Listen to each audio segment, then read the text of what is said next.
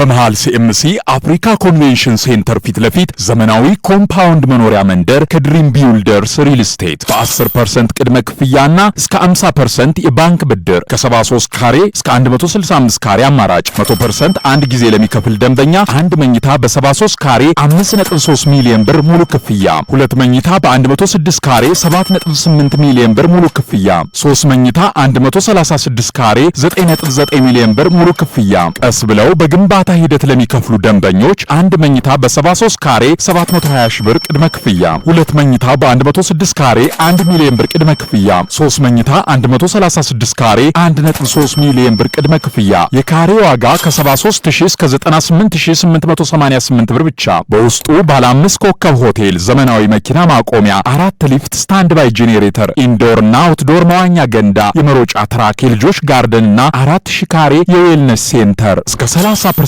ቅናሽ ያገኙ። አሁኑን ይደውሉ። ድሪም ቢውልደርስ ሪል ስቴት።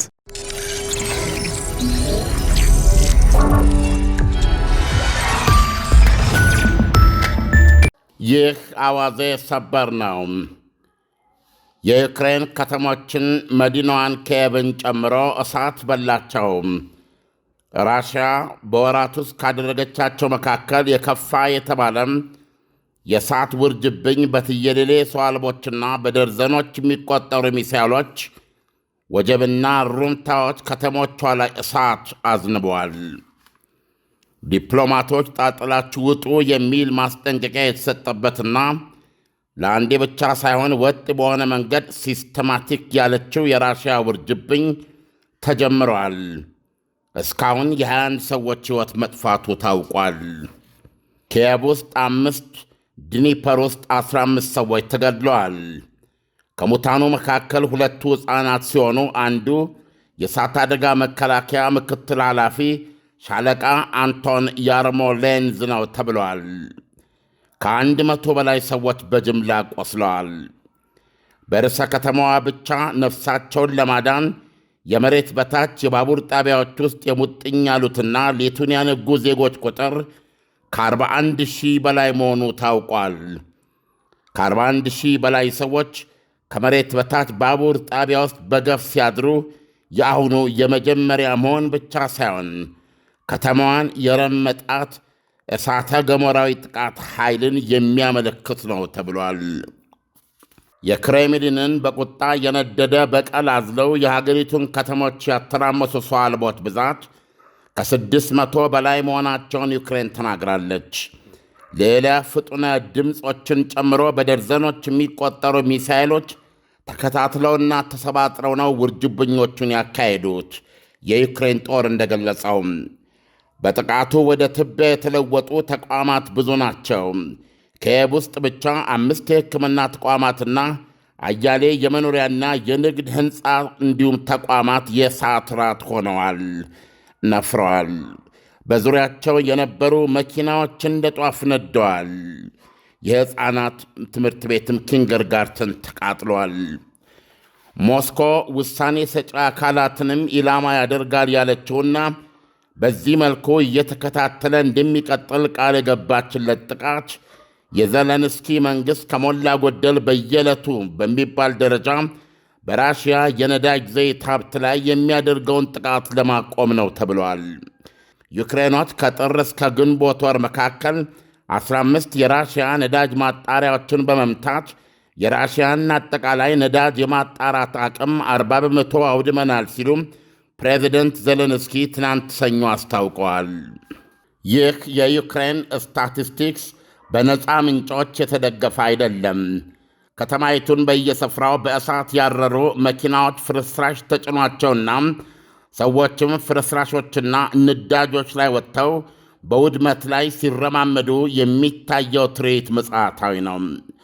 አያሌ ዩክሬናውያን ማክሰኞ ሳይነጋ ጥልማሞት የመሰለ ጥቁር ጭስ በመኖሪያ ቀዮቻቸው መካከል እየተትቦለቦለ ምድራዊ ቁሶቻቸውንና ንብረቶቻቸውን ለማዳን ሲጎደፍሩና ሲፍጨረጨሩ ያላቋረጠ ነጎድጓዳዊ ድብደባና ቀጥቀጣ በላያችን ላይ ያልፍ ነበር ብለዋል።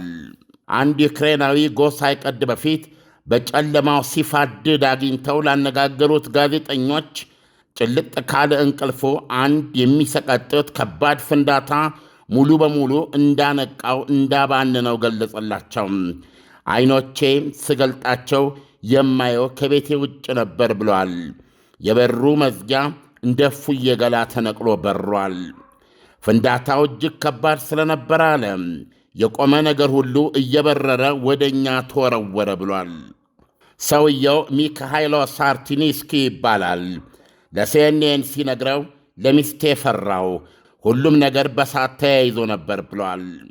ሌላዋ ካሪና ካሳማራ የተባለች ዩክሬኒት በበኩሏ ስትናገር የመጀመሪያው ፍንዳታ መስኮቶቹን፣ ባልኮኒዎችንና ሁሉንም ነገር አጎነው ብላለች። ስለ ሁኔታው በተጨማሪ ስታስረዳ መጀመሪያ ምልክት የሰጠው ውሻቸው መሆኑን ገልጻለች። ውሻው ሮጦ ወደ መተላለፊያው ወጣ፣ ከዛ ሰማይ ተቀደደ ብላለች። በመትረፏ የተገረመችው ዩክሬናዊት ለጋዜጣ ርዕስ የሚወጣው አባባል አስቀምጣለች። ፑቲን ዩክሬንን ወደ መካነ መቃብር ሊለውጧት እየጣሩ ነው፣ እንደዛ ነው የሚመስለኝ ብላለች። ሲኤንኤን እንዳለው የራሽያ ቦሊስቲክ ሚሳይሎች ብዛትና ክፋት ኪየቭን አዝሏት ነበረ፣ በተለይ ከሌሊቱ 7 ሰዓት ገደማ ያነሳ ይላል። ምክንያቱም የሚሳይሎቹ ውሽታና ኢላማቸው ላይ ሲያርፉ ከሚሰማው ድምድምታ በስተቀረም የዩክሬን ጸረ ሚሳይል ተኩስ ድምፁ አልነበረም ብለዋል። ፖዲልስኪ በተሰኘም የኪየቭ ክፍለ ከተማም ብዙ ፎቅ ሕንፃ ተንዷል። በፖዲልስኪ አቅራቢያ በምትገኘው ቡቻ ደግሞ 3 መኖሪያ ቤቶች፣ መጋዘኖችና የመኖሪያ ያልሆኑ ሕንፃዎች ወድመዋል። ከርኪቭ ውስጥ ደግሞ 14 ሰዎች ቆስለዋል።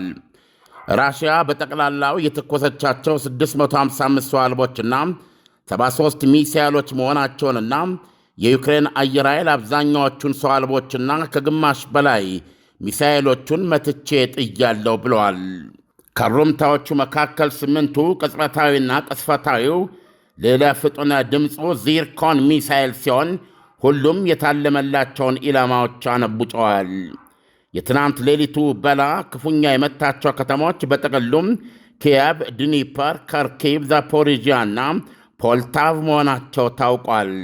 የራሽያ መከላከያ ሚኒስቴር በቴሌግራም ገጹ ባወጣው መግለጫ ግዙፍ የሆነው የራሽያ በላ የዩክሬንን የመከላከያ ወታደራዊ ተቋማትና የነዳጅና የትራንስፖርት አገልግሎት መስጫዎችን ነው ብለዋል። ይህንን በተቻለ መጠን ለአድማጮቻችን ማሳየት መቻል አለባቸው ኢሳያስ።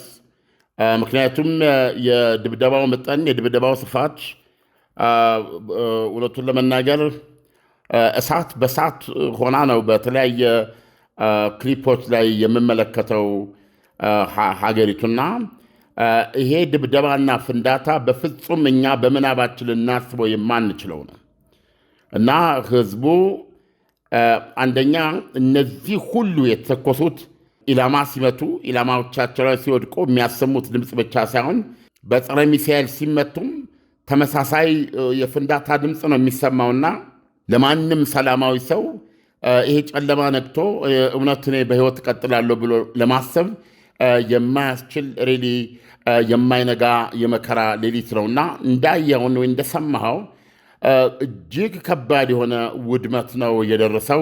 አብዛኛው ጥቃቱ በደረሰባቸው አካባቢ መሬቱ ሁሉ ወደ ንዳጅ ወደ ምድጃ ተቀይሮ ነው የሚታየውና ይሄንን ራሽያ እንደዛተችው ሲስተሚክ ይሆናል በወጥ በሆነ መንገድ እናካሄዳለን እንዳለችው በዚህ መጠን የምታከታትለው ከሆነ ያለምንም ጥያቄ አይዶን ነው በጣም ይህንን መቋቋም ይችላሉ ብዬ አላስብም።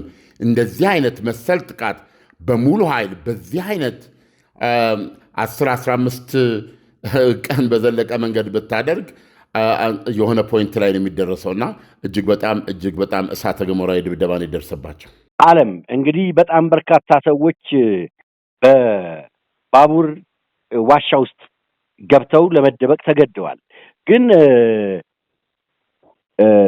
ግን ዓለም ሩሲያ እንደዚህ አይነት መጠነ ሰፊ ድብደባ ስታደርግ ኬቭ ላይ የመጀመሪያው ነው ወይስ ካሁን ቀደም ተመሳሳይ ምቶች አሳርፋለች። በመሃል ሲኤምሲ አፍሪካ ኮንቬንሽን ሴንተር ፊት ለፊት ዘመናዊ ኮምፓውንድ መኖሪያ መንደር ከድሪም ቢውልደርስ ሪል ስቴት በ10% ቅድመ ክፍያና እስከ 50% የባንክ ብድር ከ73 ካሬ እስከ 165 ካሬ አማራጭ 100% አንድ ጊዜ ለሚከፍል ደንበኛ አንድ መኝታ በ73 ካሬ 5.3 ሚሊዮን ብር ሙሉ ክፍያ፣ ሁለት መኝታ በ106 ካሬ 7.8 ሚሊዮን ብር ሙሉ ክፍያ፣ 3 መኝታ 136 ካሬ 9.9 ሚሊዮን ብር ሙሉ ክፍያ። ቀስ ብለው በግንባታ ሂደት ለሚከፍሉ ደንበኞች አንድ መኝታ በ73 ካሬ 720 ሺህ ብር ቅድመ ክፍያ፣ ሁለት መኝታ በ106 ካሬ 1 ሚሊዮን ብር ቅድመ ክፍያ፣ 3 መኝታ 136 ካሬ 1.3 ሚሊዮን ብር ቅድመ ክፍያ። የካሬ ዋጋ ከ73000 እስከ 98888 ብር ብቻ።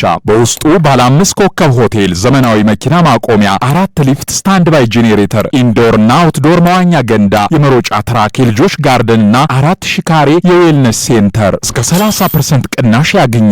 አሁኑን ይደውሉ። ድሪም ቢውልደርስ ሪል ስቴት። በብዛት ደረጃ ሲታይ ተመሳሳይ ጥቃቶች ተካሂደዋል። የመጀመሪያው አይደለም፣ ነገር ግን ከከፉት መካከል አንዱ ነው።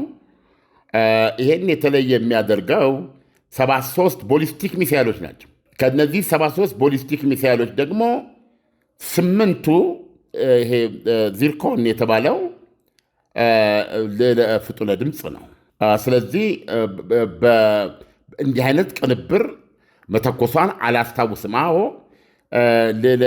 ሌላ ፍጡነ ድምፅ አንድ ወይ ሁለት በዚህ ደረጃ አድርጋለች እና 8ቱም እነዚህ አሁን በተረጋገጠ መልኩ ያለያዥ ኢላማቸውን የሚመቱ ናቸው እና ይህን ስትመለከት ስብጥሩን ብዛቱን ስትመለከት እና ደግሞ ውጤቱን ተቀርጾ ሊወጡ በቻሉት ማለት ነው። ብዙ ጊዜ ሁሉ ነገር የምታየው አይደለም እና የተወሰነ ሚዲያዎች ያገኙትን ነው የምታየው። የማታየው ይበልጣል እና የሚፈጥረው ውድመት አንድ ክትም፣ አንድ የሆነ ክፍለ ከተማን፣ አንድ የሆነ ከባቢን ወደ እሳት ሜዳ የመለወጥ አቅም ያለው ነው። የተወሰነውን የፍንዳታውን ስትሰማ እዛ ውስጥ ባሎንኩ ነው የምትለው እና ሬድ ከባድ ነው የሆነው። ዓለም እንግዲህ በእስራኤል አሜሪካ እና ኢራን መካከል የሚደረገው ጦርነት ለሩሲያ ትንሽ ፋታ ሰጥቷታል። የገንዘብ ለማግኘትም ደግሞ የገንዘብ ምንጯን በደንብ አደራጅታ ነበር፣ በነዳጅ ሽያጩ ማለት ነው። እና ይሄ ከዩክሬን ጋር ለምታደርገው ጦርነት እንድትታጠቅ እድሉን ፈጥሮላታል ወይ? ያ አሁን ጦር ሜዳ ላይ ያላቸው ግጥሚያ በጣም ተቀዛግዟል። ባሉበት ነው። በራሽያም በኩል የንፉቅቅም ቢሆን አዳዲስ ግዛት የመጨመር ተነሳሽነቱ በጣም ቀንሷል። በዩክሬን በኩል ደግሞ በአንጻሩ ምንም አይነት ተጨማሪ ግዛቶችን እንዳትወስድ የማድረግና አንዳንድ ቦታ ላይም የወሰዷቸው ግዛቶችን መልሰው ሊያስመልሱ ይቻሉበት ሁኔታ አለ። ስለዚህ በተለይ ደግሞ ይሄ የመካከለኛና የረጅም ርቀቷ ያዘመነቻቸው ሰው አልቦቿ እስከ 800 ኪሎ ሜትር ዘልቀው እየገቡ ፐርሰንቴጁ ላይ እንኳ መስማማት ቢያቅት ቀላል ያልሆነ የራሽያን የነዳጅ ማጣሪያዎች እየደበደቡ ነው ያሉት። ስለዚህ አሁን ራሽያ በዚህ ኦልሞስት ረፍት ልትለው ትችላለ። በተለይ አሁን ከፍተኛ የነዳጅ ገቢ አግኝታለች። ስለዚህ ይሄ ደግሞ ምርቷ ላይ ከፍተኛ ምርታ ይፈጥራል። ግን ዞሮ ዞሮ ዳኝነት የምንሰጠው ራሽያ በዚህ መጠን ይሄን ያህል ውርጅብኝ፣ ይሄን ያህል እሳት እየጣለች 10 እና 15 ቀን በዚህ መጠን መቀጠል ትችላለች ወይ ጥያቄው? ወይስ አሁን ለምሳሌ ማስጠንቀቂያ ከሰጠች አንድ ሳምንት ገደማ ይሆናል እና ማስጠንቀቂያዋን ተግባራዊ ማድረግ ነው የጀመረችዋን። በተከታታይ ነው ያለችው በእርግጥ። ስለዚህ አሁን በማስጠንቀቂያዋና በእርምጃዋ መካከል አንድ ሳምንት ወይም 6-5 የሚሆኑ ቀኖች አልፈዋል። ምናልባት እንደዚሁ ደግሞ ምርቶችን ሰብሰብ እያደረገች በየ4 ቀኑ ወይም በየሳምንቱ የምታደርገው አይነት ድብደባም ሊሆን ይችላል። ነገር ግን ይሄ አይነት ክምችቷ በሚገባ ኖሯት እንዲህ አይነቱን ጥቃት በየቀኑ ሌሊት የምታደርግ ከሆነ ግን ሪሊ በጣም ከባድ ነው የሚሆነው። ምናልባት የውጭ ሀገር ዜጎችም ለቃችሁ ውጡ ማለቷን ከፕሮፓጋንዳ ባለፈ እውነትም ብሎ ተቀባይነት እንዲኖረው የሚያደርግና የዩክሬን መንግስት ላይ በጦርነቱ ጉዳይ ላይ ከባድ ተጽዕኖ ማድረስ የሚችል የሚሆነው ምናልባትም በዚያ አካሄድ ራሱ የመንግስት ተቋማትም ዋነኛ ኢላማ ይሆናሉ ስላለች ውሳኔ ሰጪ አካላት ጠብቀን ማየት አለብን። ይህ አይነት በላ ነገም ይደገማሉ። ለምሳሌ ዛሬ ሌሊት ከነገ ወዲያ ሌሊት ይሄ የሚያሳየው እንደዚህ ማድረግ ከቻለች በእርግጥም ከፍተኛ ምርት ይዛለች ማለት ነው። ግን ደግሞ እንደዚህ አይነት ጥቃቶችን አልፎ አልፎ በየ4 ቀኑ ምናልባት በየሳምንቱ አንዴ በየመሃሉ የተለያየ መጠን ያለው ግን አነስተኛ ሆነ ጥቃቶች እያደረገች እያሰለሰች እንዲህ አይነት ጥቃት ልታደርግ ትችላለች የሚለው የተሻለ ነው የሚሆን። ምክንያቱም ሚሳኤሎቹ ውድ ናቸው። ሚሳኤሎቹ ጊዜ የተለያየ ነገር ይጠይቃሉና አናውቅም። ራሽያ በእጇ ያላትን አከታትላ በዚህ መጠን የምትሄድ ከሆነ ግን ያለ ጥርጥር ጎተሯን በሚገባ ሞልታለች ማለት ይቻላል። ዓለም አሁን ዩክሬን እንደቀደመው ከአውሮፓ እና ከአሜሪካ እገዛ የማግኘት እድሏ ምን ያህል ነው? በራሷ ምርት ብቻ ነው እየተዋጋች ያለችው? ዘለንስኪ አቤት ብለዋል። አሁንም የምታየው ውርጅብኝ ነው። በተለይም የፓትሪዮት ሚሳኤል መከላከያ በጣም ነው የሚያስፈልጋት። ግን አሁን ያሉትን እጇ ላይ ያሉትን በሙሉ አሜሪካ ልትጠቀም የምትችለው በዚህ በመካከለኛው ምስራቅ ነው እና ለዚህ ቶሎ ምላሽ ያገኛሉ ተብሎ አይጠበቅም። ነገር ግን ዘለንስኪ ከዛሬው ዕለት ጀምሮ ድምፃቸውን ከፍ አድርገው ድረሱልኝ የሚሉት ነገር ቢኖር እሱ ነው። ዓለም ለትንታኔው ኮዲዮ አመሰግናለሁ። መልካም ምሽት ይሁንልህ። መልካም ምሽት። በመሃል ሲኤምሲ አፍሪካ ኮንቬንሽን ሴንተር ፊት ለፊት ዘመናዊ ኮምፓውንድ መኖሪያ መንደር ከድሪም ቢውልደርስ ሪል ስቴት በ10% ቅድመ ክፍያና እስከ 50% የባንክ ብድር ከ73 ካሬ እስከ 165 ካሬ አማራጭ 100% አንድ ጊዜ ለሚከፍል ደንበኛ አንድ መኝታ በ73 ካሬ 5.3 ሚሊዮን ብር ሙሉ ክፍያ፣ ሁለት መኝታ በ106 ካሬ 7.8 ሚሊዮን ብር ሙሉ ክፍያ፣ 3 መኝታ 136 ካሬ 9.9 ሚሊዮን ብር ሙሉ ክፍያ። ቀስ ብለው በግንባታ ሂደት ለሚከፍሉ ደንበኞች አንድ መኝታ በ73 ካሬ 720 ሺህ ብር ቅድመ ክፍያ፣ ሁለት መኝታ በ106 ካሬ 1 ሚሊዮን ብር ቅድመ ክፍያ፣ 3 መኝታ 136 ካሬ 1.3 ሚሊዮን ብር ቅድመ ክፍያ። የካሬ ዋጋ ከ73000 እስከ 98888 ብር ብቻ። በውስጡ ባለ 5 ኮከብ ሆቴል፣ ዘመናዊ መኪና ማቆሚያ፣ 4 ሊፍት፣ ስታንድ ባይ ጄኔሬተር፣ ኢንዶር እና አውትዶር መዋኛ ገንዳ፣ የመሮጫ ትራክ፣ የልጆች ጋርደን እና 4000 ካሬ የዌልነስ ሴንተር እስከ 30% ቅናሽ ያገኙ። አሁኑን ይደውሉ። ድሪም ቢውልደርስ ሪል ስቴት